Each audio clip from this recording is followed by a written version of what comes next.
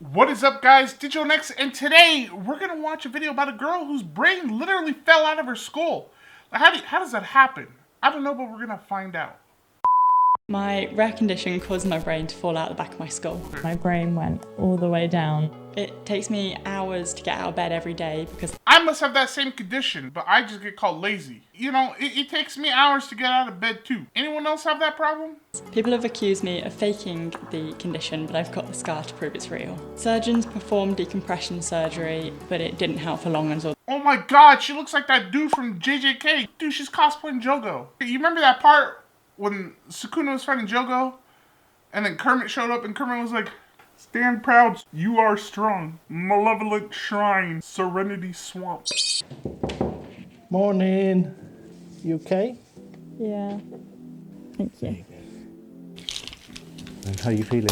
I'm about to tell my wife I have this just so she'll serve me breakfast in bed. You know how much of a pain it is to get her to serve me breakfast in general? I gotta make a whole PowerPoint. And then even half the time, she's like, "You're only gonna eat what I make you." I don't even get to choose. I'm the one who buys all the ingredients. I don't even get to choose what I have. She's probably listening in the other room like, she hits me. Well, I just want that to be on the record. brain condition. My cerebellum, which is the back part of my brain, is slowly slipping down into my spinal canal. Doctors told me I have a cyst in my pituitary gland. Probably why I'm so tall and handsome and chunky, but too small to operate on. I just thought we could be brain buddies, you know? Whatever. Every day you walk through the door and it's just emotional. Alright, I joke, I poke fun, and that's okay. I mean, she's probably like, "That's not okay. Kids be making fun." I get that it's a very serious condition, but I am always going to poke fun and stuff like that and try to make light of a situation because that's how I just deal with serious situations. You know, if my wife had that, unfortunately, I would probably poke fun at her too, you know? I'd be like, "Oh, another lazy day in bed, hon?"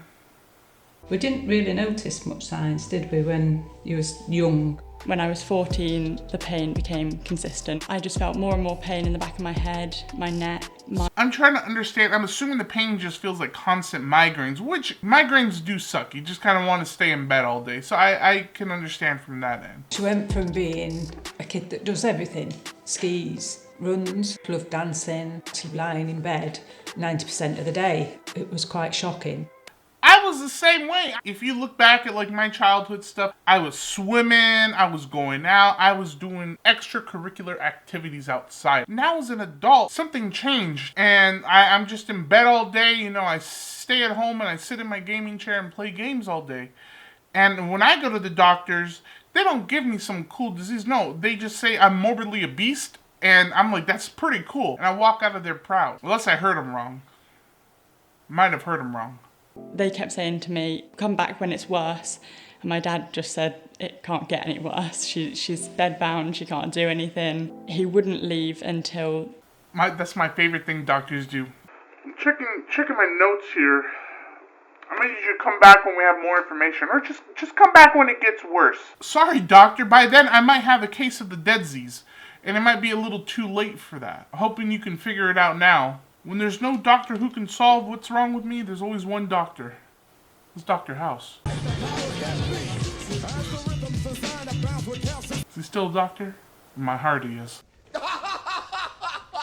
Had decompression, brain and spinal surgery. 3 months after being diagnosed, they remove a bit of my skull, a bit of my spine, Removing all that? Oh my god! I can't imagine. That must suck. I've had surgeries before. I've never been like scared to get a surgery. Usually I'm like, "Alright, doc, just knock me out." I thought they were supposed to, you know, give you like anesthesia. Now that doctor just, he lets me have it, bro. Yeah.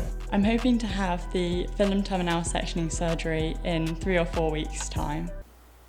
You try to have the FTS? The film terminal section? I had to read that off the screen. We like to call it the FTS surgery. It's a very common surgery, you know. A lot of people get it done. I hate not being able to breathe out my nose. First world problems, am I right? And not performed under the NHS. Did you go on I am having holiday? to pay a lot out of my savings, which is quite upsetting as those could be used for my future. I know know one guy who wasn't too happy with this health insurance provider not paying for medical stuff. I'm just saying.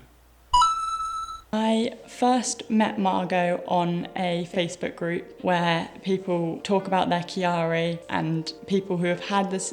I don't know why that never occurred to me. You know, if you have like a really rare disease, I'm sure there's other groups out there of people who might have it. Social media, what a time to be alive. How would you have done this 20 years ago? You had to put an ad out in the paper and pray that someone answer your ad. Surgery, or are hoping to get the film surgery talk on there.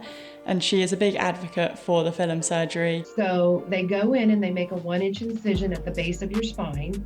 Oh, you're gonna cut something in my spine. Already send shivers down said spine, my very compressed spine. Think of a positive outcome. Think of my kids. And hopefully that will be the case for you as well. Yeah. And you're definitely in good hands.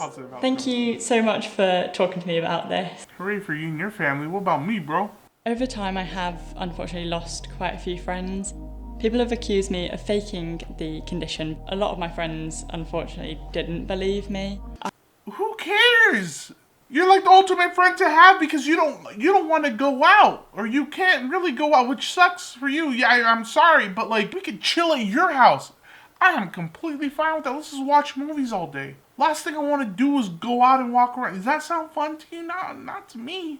I decided to make a TikTok account about my condition and try and spread awareness. I've had getting a shot in the forehead seems like it sucks. I think it's very cool that you could go out and do TikToks and whatnot and spread awareness on it. I've tried doing that, and the comments usually I get on my TikToks about doing that are stop spreading body positivity. People need to go back to bullying, and so I stopped. To the forefront to as many people's lives as she can is going great, so I'm super proud in that sense. What's that rabbit's I just name? want Emily to get back to Oh, you got a whole normal, thing be able of to do rabbits. fun It things, wasn't just one, you be got able- multiple. I understand that you're sick. I'm feeling a little under the weather myself, not to compare. But I want to know about that cool bunny. I need to know its name. after the surgery and I had immediate relief. I didn't have any pain in my head. Previously, I couldn't sneeze or cough without being in absolute agony. I have sneezed and coughed since the surgery. I can't sneeze and cough without pooping myself, so there's that. Anyway, we got a happy ending to the story. We got a happy ending. The surgery went well. All is well, hopefully, for the rest of her life. May she live a long and happy life. Live long and prosper. Anyways, you guys, that is it for today's video. Thank you so much for watching. If you enjoyed this video, make sure to hit that like button and to subscribe and turn on that little bell for notifications so you know when I go live or I post a new video. And I will see you all in the next one. Bye, guys.